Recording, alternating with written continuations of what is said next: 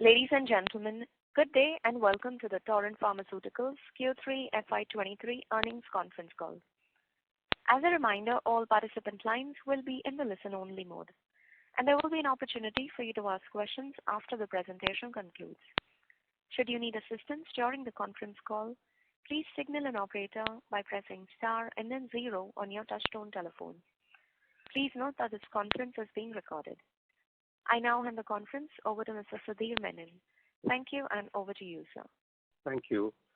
Good evening and welcome to Quarter 3 FY23 earnings call. Quarter 3 registered revenue growth of 18%, led by strong growth in the branded generic markets and steady performance of the generic markets. Branded generic markets constituted 70% of the total revenue base. The growth in the branded generic markets were primarily driven by new launch momentum, performance of the top brands, and integration of acquired portfolio. In terms of financial performance during the quarter, the revenues were 2491 crores, up by 18% on YOY basis. Operating EBITDA was 724 crores, with operating EBITDA margins at 29.1%. There is a one-off impact on gross margins by around 0.6% for the quarter due to under-absorption of manufacturing cost, as there was a temporary stoppage of manufacturing in the month of October for around 15 to 20 days for carrying out cleaning validation of certain equipments as a follow-up to the US FDA audit.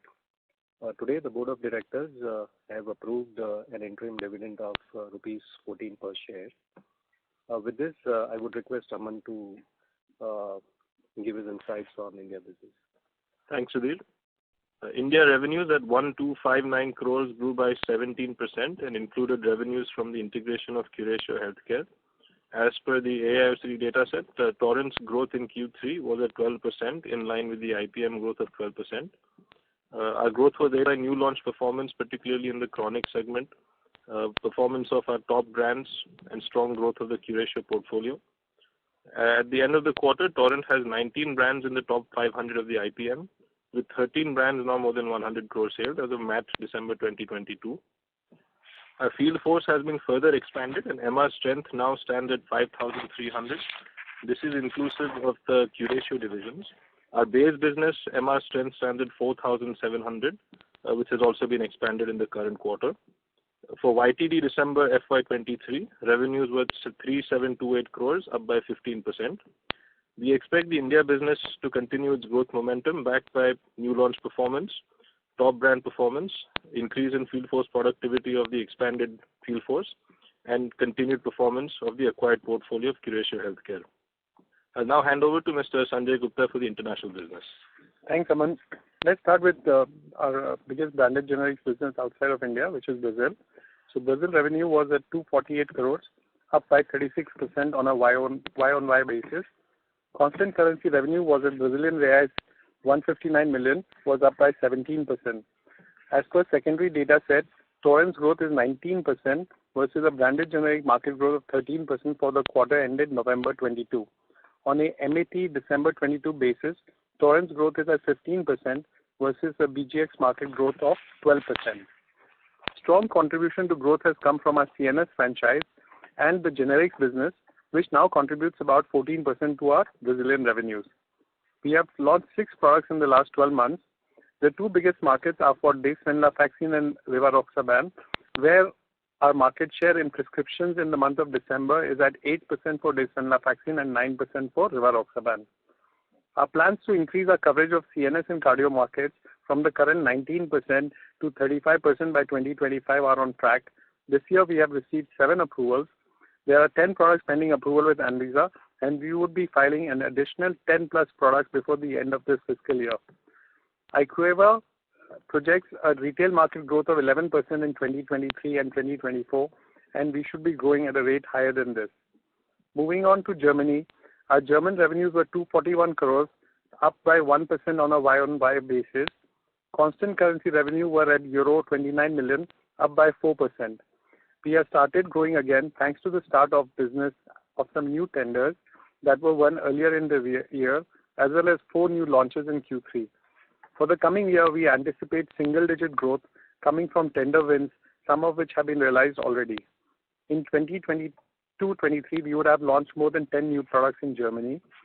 The new products help us compensate the pricing pressures due to increased competition in the market. On the US side, US revenues were at 291 crores, were up by 24%. Constant currency revenue was at 35 million, up by 13%. We have received OAI classification for our Indrad facility. For the Dahej and Lodi facility, we continue to wait for the US FDA inspection. Future outlook of the US business is linked to our ability to get new products on the market. We expect to file about 5 to 6 products in the current fiscal year. As of December 31, 22, 48 ANDAs were pending approval with the US FDA. To conclude, while the BGX market shall continue to lead the growth, Germany shall continue to witness steady sequential recovery. For the Indrad facility, we are actively engaged with the regulator for resolution of issues at the earliest. Operator, we can now open the call for Q&A, please. Thank you very much, sir. Ladies and gentlemen, we will now begin the question and answer session. Anyone who wishes to ask a question may press star and 1 on their touchtone telephone.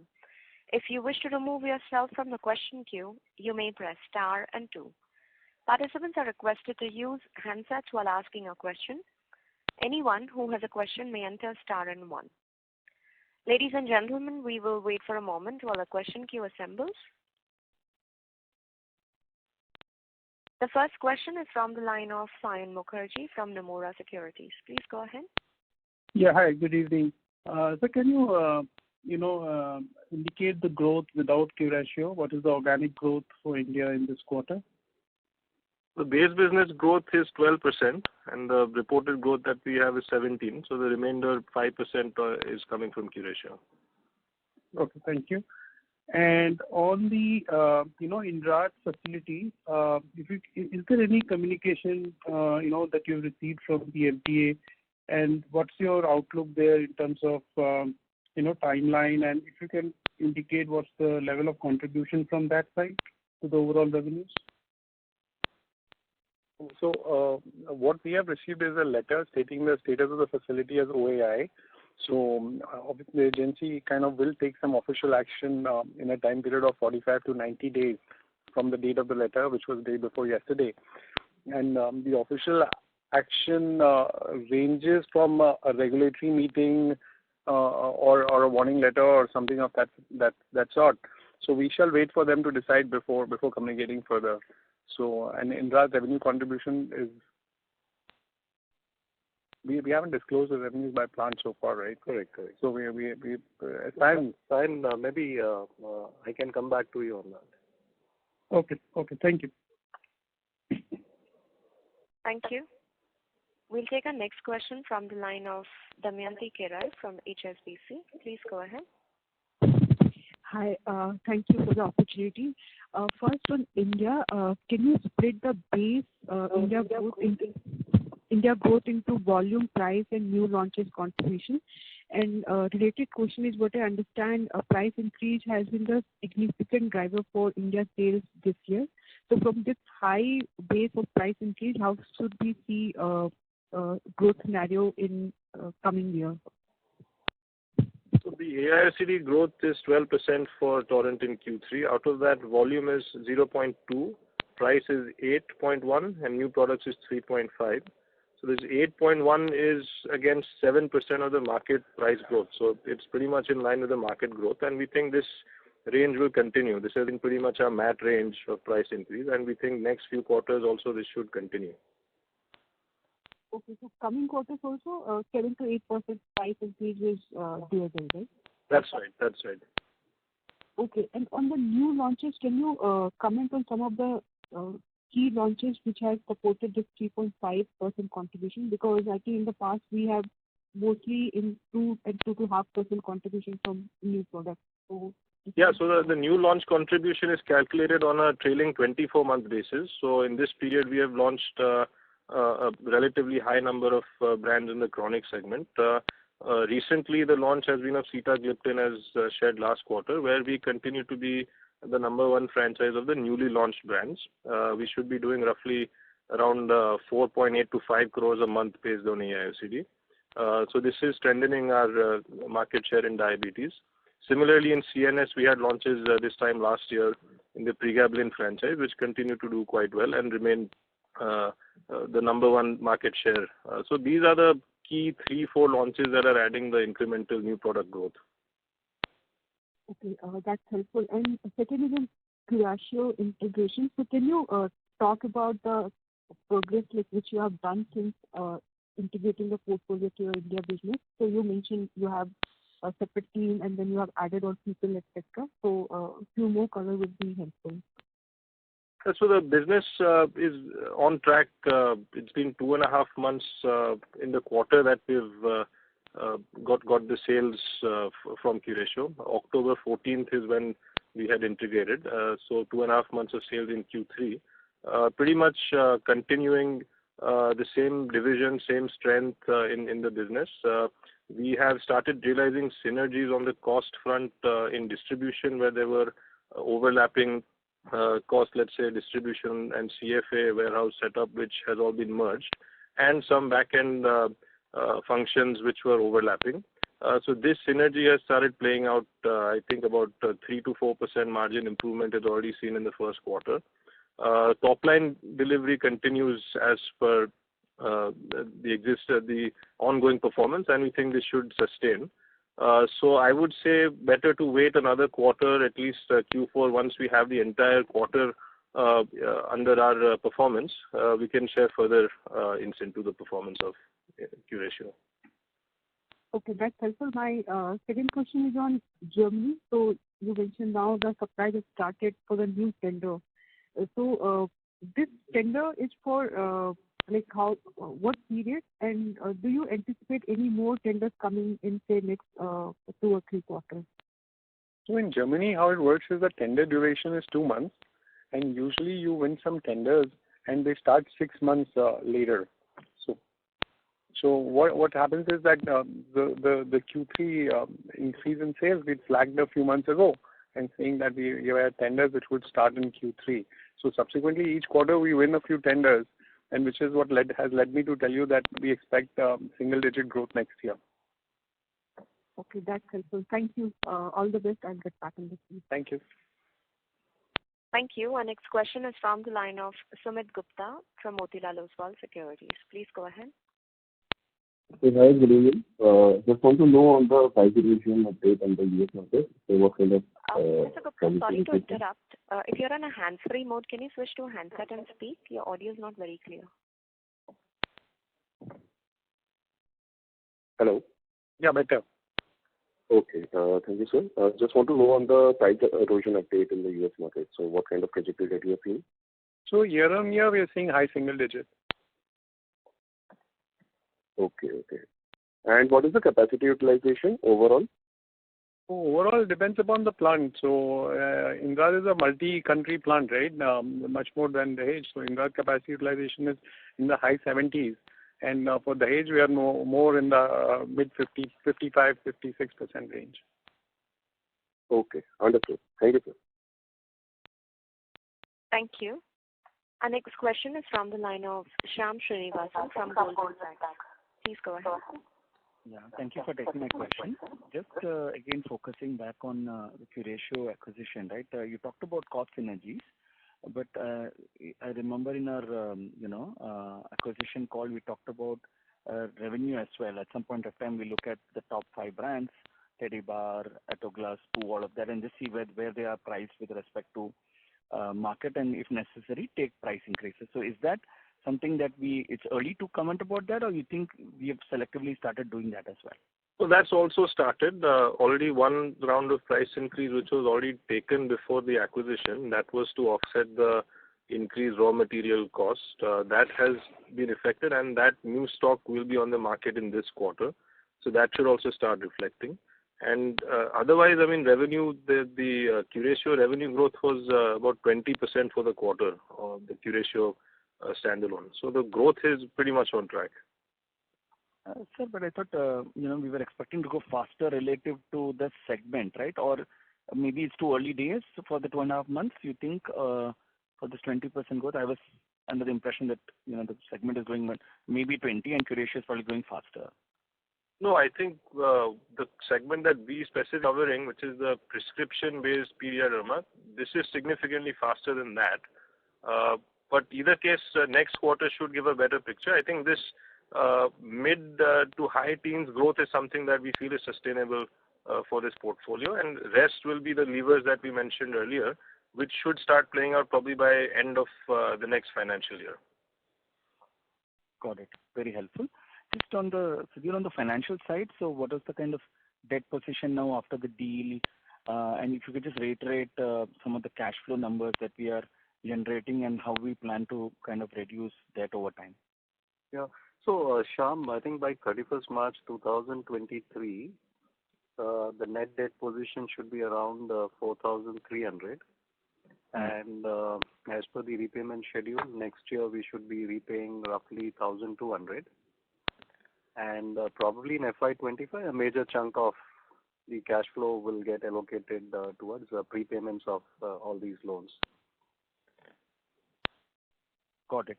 So, and largely, so there is no, so largely from internal accruals, right? So essentially we are going to divert. What about CapEx? Sorry, I think that's the other question I had.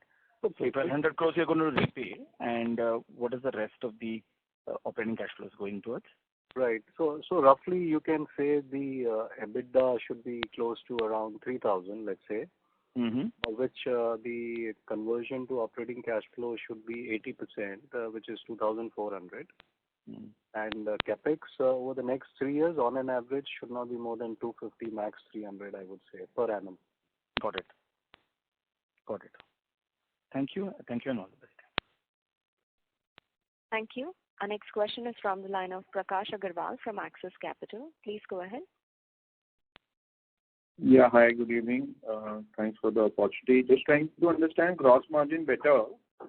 So, 3Q gross margins are little down versus 2Q, while our higher gross margin business, India and Brazil, have done fairly well. Can you explain that? Yeah, so Prakash, I don't know if you've heard the opening speech where I had explained. Oh, you were on the other call. Sorry?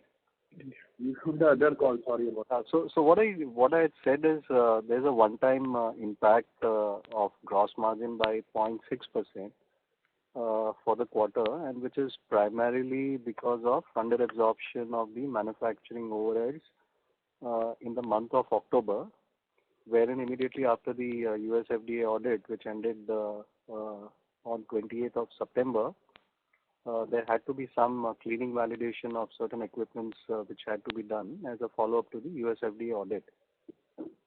Because of that, there has been an under-absorption of overhead, which has impacted the gross margin by 0.6%. Any other reason? I mean, because Brazil also done fairly well, which is a higher gross margin business. No other reason, Prakash. This is only one-time impact which we have seen. And what do you attribute this in the Raj facility? You know, the 483s have come again, and now the OAI, it had warning letter status earlier. So, and we've seen other facilities by other companies also seeing, you know, observations coming back. So, I mean, it's been 3-4 years now. So, what's really, you know, that as a company or as an industry we are missing here? Well, you're right, I mean, so as far as this recent OAI is concerned, we are still working on it, right? I mean, trying to get in touch with the US FDA to understand better. So it would take a couple of weeks, I would say, for us to get a better hang of what would be the next thing which we should be looking at. So maybe post 1 to 2 weeks, we'll have a better clarity to give you some feedback on that. Okay, and one more for you on the interest cost side. So you mentioned 3,000 crore EBITDA with 80% conversion. So you know, the debt repayment should be much higher than the 1,200 crore you talked about, or how do you think it? You know, that's a conservative number or it's a realistic number? No, so it's a scheduled repayment which is there for the next year. And I agree. I mean, if there's additional cash which is there on the balance sheet, it will be used for prepayment of the loans to the extent whatever is possible. But I was saying, worst, even if I take a scheduled repayment which is happening next year of 1,200 crores, that should end most of my previous acquisition funding. And therefore, FY25, whatever cash flows are getting generated, considering the growth over the next 2 years, most of that can be allocated for prepayment of Curatio loan. Okay, lovely. And lastly, for the, if you can also give some color on the market formation of sacubitril/valsartan. I understand not many players have come in, or it's too crowded as was seen in other diabetes products like Vilda, Sita, etc. Or it's still market is getting formed. The market is still getting formed. I think the matter is still sub judice, so would want to wait till there's further clarity. Okay, and you expect that in next 6 months, Aman? Should be hopefully within this next 6 months. Okay, great. Thank you so much. Thank you. Our next question is from the line of Nitin Agarwal from DAM Capital. Please go ahead. Hi, thanks for taking my question. On the other ROW market, there's been a pretty strong growth in this quarter. 290 crore number versus 240, 50 crores we've been doing. Any particular driver for this growth in the quarter? I don't think, Nitin. It's been quite a good quarter, I would say. There are 1 or 2 geographies where there were some incremental opportunities which were seen, which we were able to take it.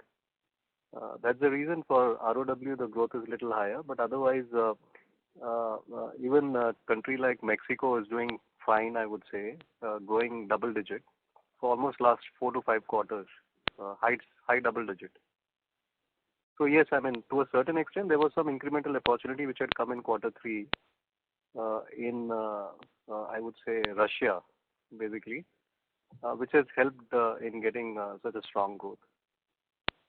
But this we should not take this as a base to model going forward numbers on the side. No, but Russia is a very small market for us, Nitin. So okay.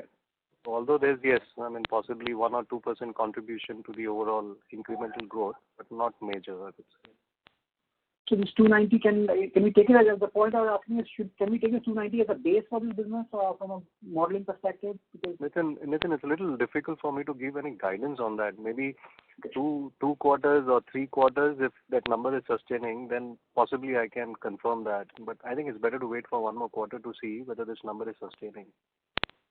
But nothing as of now which can indicate that this can go up or down. So okay. That's helpful. So can you give me on the Curatio costs on SG&A and staff costs? I mean, we've built in only 1.5 months of these costs, right? So some more costs we should pencil in for the next quarter? No, it's almost 2.5 months which has been factored. So not major, even if you take a full quarter, I would say. Okay, so at least on the overhead front, we largely now all the costs are basically the base. I would think so. And lastly, on Brazil, you mentioned that the market growth is now guided to be about 10% for the next couple of years. Was that correct? Yeah. So IMS projects generally next 5 years 8 to 12% growth. Next 2 years is projected at 11%. Okay. And given the fact that we are in the process of launching multiple new products, we should be in a position to comfortably outpace the market. Correct. So we have 3 growth drivers. Essentially, last 1 year, we've increased the number of CNS reps. So that has given a good momentum to our CNS franchise. Our generics business is doing very well. And then thirdly, the new launches. And what proportion of the business will be generic right now in the US? In Brazil? 14. Sorry, 14%. Yeah. Okay. Thank you. Thanks. Thank you. A reminder to our participants, if you wish to ask a question, you may enter star and 1. We'll take our next question from the line of Neha Manpuria from Bank of America. Please go ahead. Thanks for taking my question. Sanjay, on the Brazil business, we saw a good step up in this quarter. I heard the commentary that you mentioned, but it's fair to assume that there is this number is sustainable, and as we launch more products, we should continue to see growth from this base. So, Neha, the previous 2 quarters, local currency growth had been 8%. And essentially that growth was on the lower side, but IMS was showing this mid-teens growth, which is the underlying growth of the business. Q1 in Brazil generally gets impacted because of Q4. There's overstocking from the wholesalers. So Q4 of last year was showing a growth of 21%. So Q1 is a little bit impacted number. Q2 we had some shelf stock adjustments because of which primary sales were on the lower side, but IMS sales continued in mid-teens. So I would say that double digit, north of 10% is a given the market growth, and we should be reasonably higher. So I would tell you that it looks like this is the trend. Understood. And did I hear correctly that you are planning to file 10 more products by the end of FY23? We would file a total of 10 plus products in this fiscal year. Oh, okay. So the 10 pending, which includes part of the filings, right? So the 10 pending are as of today. Okay, understood. So by the end, we'll have probably 20 products pending for approval. Yeah, I would say at least 16 to 17 products, maybe 20. Okay. And by when should we start seeing commercialization? What's the approval timeline now, like in Brazil? Has it improved? Yeah. It's usually now 24 months, and what you would see is at least. See, it's quite heavy to launch branded generics. So I think what you would see generally is 4 to 6 products a year. Okay, understood. Okay, fair enough. Thank you so much. Thanks. Thank you. A reminder to our participants, if you wish to ask a question, you may enter star and 1. We'll take the next question from the line of Krishnendu Saha from Quantum Mutual Fund. Please go ahead. Hi, thanks for taking my question. Just understanding the 24% growth in the US is mostly from the third-party filings, is it? No. This growth is because of a base impact. So if you go back to the same period last year, the sales were on the lower side, 31 million. So, and while generally for the last, I would say 6-7 quarters, our sales have been 35 million. So that particular dip in the same period last year is what results in the percentage growth this year. I see. And so, let's say how many products do we have in the market actually? So in where? So we sell about 55 products. 55. And you don't fully get in Mr. Saha, I'm sorry, but real audio is not very clear. Could you repeat your question? Can you hear me now? Yeah. Can you hear me now? Please. Yeah. How many products do you have in Brazil itself? So Brazil, we have about 22 products.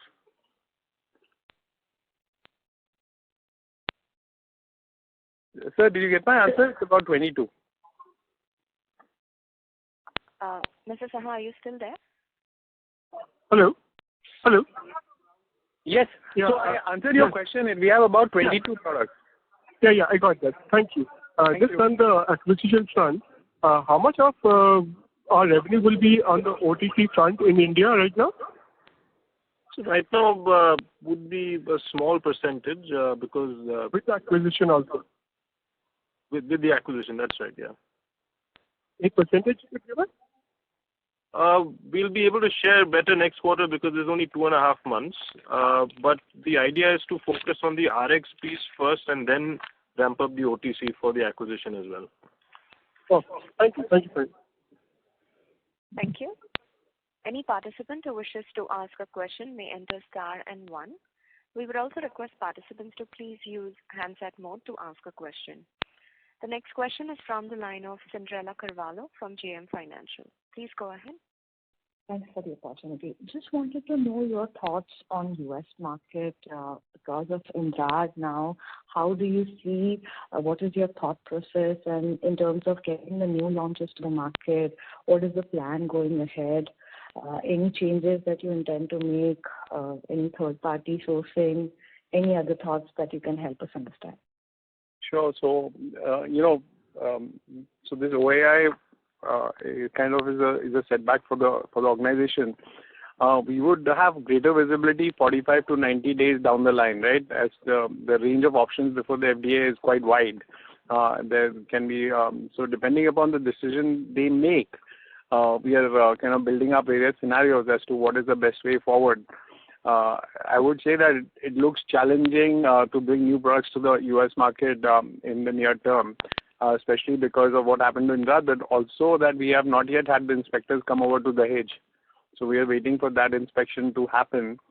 As of today, I'm sitting on 55 filings for the US, out of which, I think 19 are from Indrad and 16 are from Dahej.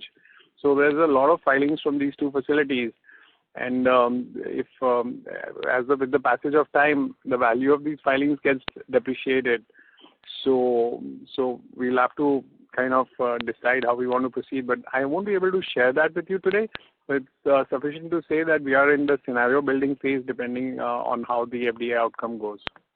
Yeah, and I think, Cinderella, the only thing I wanted to add to what Sanjay said.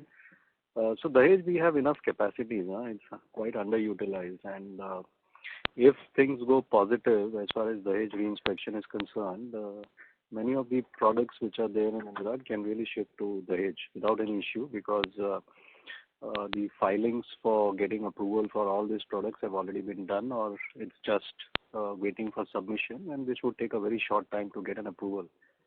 And additionally, we are also looking at some of the CMO options for certain high volume products, which we initiated to optimize the overall cost and be more competitive. So there are options which we are looking at least for the existing product base. But as Sanjay said, the new product filing which have been done from Indrad, that's something which we need to understand whether something can be salvaged out of that plant.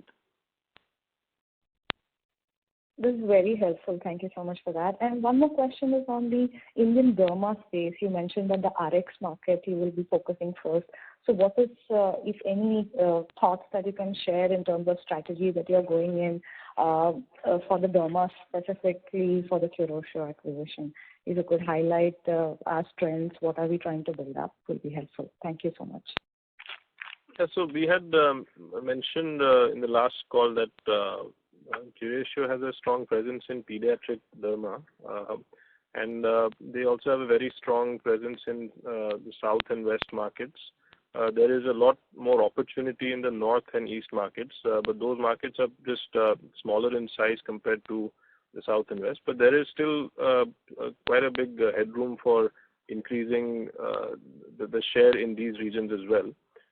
So overall, while the existing markets will continue to grow, we can add a reasonable share from these non-covered markets, which we'll be taking up probably in the next couple of quarters. All the brands, the top 5 brands, are continuing to do quite well as of now, and we believe that the top 3 brands, whether it's Teddy Bar or Togla, they continue to see more and more market share gain even in the RX space. So hopefully that should continue in the same range of growth for the next couple of quarters, and the additional initiatives should add to the incremental growth. Thank you so much. Thank you. Question is from the line of Tushar Manudhane from Motilal Oswal. Please go ahead. So just on this inspection at Indrad, so what triggered this inspection, and basically will that also help in getting the other sites inspected? So one site is not linked to the other, and this inspection is actually a follow-up on the inspection which happened in March of 2019. So it is a second inspection post the observations which were made in 2019. Okay, so basically we still kind of wait for the other sites to get inspected. Yeah. That's independent of this site. And clearly the issue which maybe USFDA highlighted, this site is kind of taken care of at the other sites, so that if at all the inspection happens, this doesn't recur. Absolutely. And even the observations this time at Indrad are not the same as the ones from last time, right? They are not repeat observations. Okay. And how much of the gross block, so to say, is associated for the US business? I understand that it's a multi-purpose or multi-geography site, but broadly, how much of the gross block can be called out for US business? At Indrad plant? Combining Indrad, Dahej, both? I think around 45 to 50%. Okay. Dedicated for US. Correct. All right. Thanks. Thank you. Our next question is from the line of Kumar Saumya from Ambit Capital. Please go ahead. Yeah, hi, sir. Good evening, sir. I had just one bookkeeping question. What was the forex loss during the quarter? So forex loss during the quarter was roughly 40 crores. Okay, thank you. Thank you. Our next question is from the line of Nitin Agarwal from DAM Capital. Please go ahead. Thanks, Ashwini. Just one more housekeeping question on depreciation and interest costs also are largely factored in the transaction for you. So amortization cost for 2.5 months, yes. Interest cost for 2.5 months, yes. And in terms of cost optimization measures, are there anything that we can look forward to from a various cost perspective next year? Oh, absolutely, right. I mean, what we said is, so we've applied for this merger scheme, right, between Curatio and TPL, and once the merger is happening, maybe 2 or 3 or 4 months down the line, then the synergy value will start coming in. And additionally, procurement synergies also are likely in the next financial year. So procurement synergy plus as the PCPM increases from this base should be further levers for margin expansion for the next at least 2 to 3 years. I mean, this is from a Curatio perspective. I was also interested in X of Curatio. I mean, are there levers in the business we group, the core business, the X of Curatio profitability? Are there any levers that you're working on? So Nitin, if I tell you anything, wouldn't be a scientific calculated number. But what I can tell you is that it's a continuous process in trying to find out whatever cost efficiency is possible. So that happens in a very continuous way, I would say. But the only thing I recollect now is that the freight expenses, which had gone up substantially since quarter 3 of last year, that's still to normalize, I would say, by 0.5, 0.6%. So that's one lever definitely going forward because the increase in freight expenses which had happened in quarter 3 of last year, at least what we see is last 1 or 2 quarters started falling actually. But there's still some amount of recovery which is pending, which should happen probably over the next 2 to 3 quarters. So that's something which could be certain. But otherwise, on an overall basis, we keep on working on whatever cost efficiency is possible.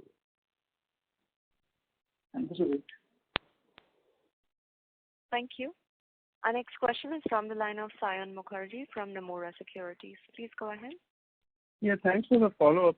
So being on just following up on the the cost pressures. So on the raw material side, any trend you are seeing with China reopening? Any color or any trend you want to highlight? No, Sayan, I mean the input cost increases. It was not a significant impact as far as we were concerned. So nothing much to talk about from that perspective. If I recollect, when the cost had started moving up, we said that the impact could be roughly 0.5, 0.7%. But nothing significant, I would say. Okay. And just one more question. You mentioned about one-off cost this quarter, 0.6%. That's around 150 crores. So I'm just wanting to understand how would you ascribe this? You mean there are lower revenues because of the shutdown to that extent? No. So 0.6 is roughly, Sayan, I think 12 to 15 crores, not 150. Okay. So I'm sorry, yeah. 12 to 15 crores. Yeah. So Sayan, I mean, just to put it in a very simple way, whatever direct cost you incur, right, for manufacturing, has to be balanced with a revenue, right? So there has to be a cost revenue matching. And how does that happen? So you have to inventorize all this cost on your manufacturing, right? So there's a balancing in by way of inventory, or when it is sold, it is balanced by way of sales, right? So what happens is you determine on an annual basis the per unit cost for each product. So what typically happens is when you manufacture, let's say, only 50% instead of 100%, the cost absorption is only 50%. on the inventory, right? So the rest 50% is not getting absorbed. So that's a one-time cost which comes and sits in your P&L. Right. So that's what has happened in October. Basically, after the USFDA audit was completed on 28th of September, there was a shutdown which was taken for almost 15 to 20 days in the month of October for doing all those cleaning validation of equipment and stuff. Okay. Understood. And just one last question, if I can, on the U.S. We have a delayed resolution and in both in Indrad and Dahej. How should we think about U.S. revenues given the price erosion and new launch from other facilities? If you can, give some color around expectations in the U.S. market. So I think it's too early, Sayan. So I think one is the price erosion year on year, which Sanjay spoke, right? I mean, high single digit. That's something we believe should be the worst case as far as base business is concerned. Okay. From a new product perspective, at least from Dahej and Indrad, those things cannot come in until, at least for Dahej, if the reinspection is happening and getting clear, then possibly yes. But till that point in time, there's no visibility of the new product coming in. There are few external products which will come, maybe a couple of them over the next 2 years, but not significant revenue contributor is what I can say. So at the most, I would say US would be flattish to declining sales over the next 1 year. Okay. Thank you. Yeah. Thank you. Our next question is from the line of Prashant Kothari from PicDev. Please go ahead. Yeah, hi. My first question was on the India kind of market opportunity. One of the thesis is that during COVID times, the diagnosis of patients reduced, and that should have picked up in the last 1 year, enabling more patients for us. If you see that happening, do you think that can become a stronger volume of virus for us in the coming years? Yeah, compared to last couple of quarters, we are seeing an increase in the chronic growth trend. So I think on the MAT basis, the chronic market grew at about 8-9%, which in the quarter is 11%. So sequentially, you can see that it's increasing.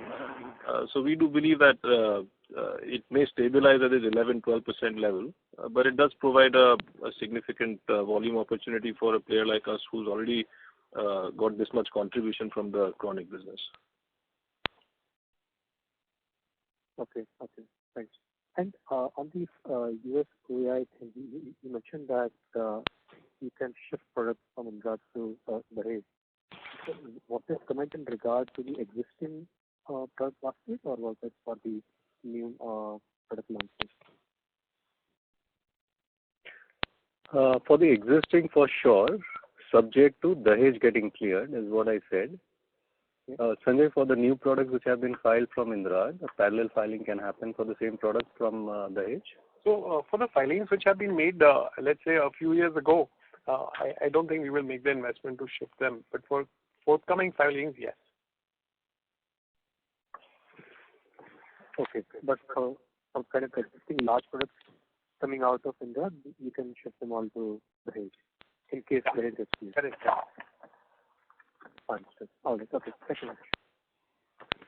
Thank you. Our next question is from the line of Prakash Agarwal from Axis Capital. Please go ahead.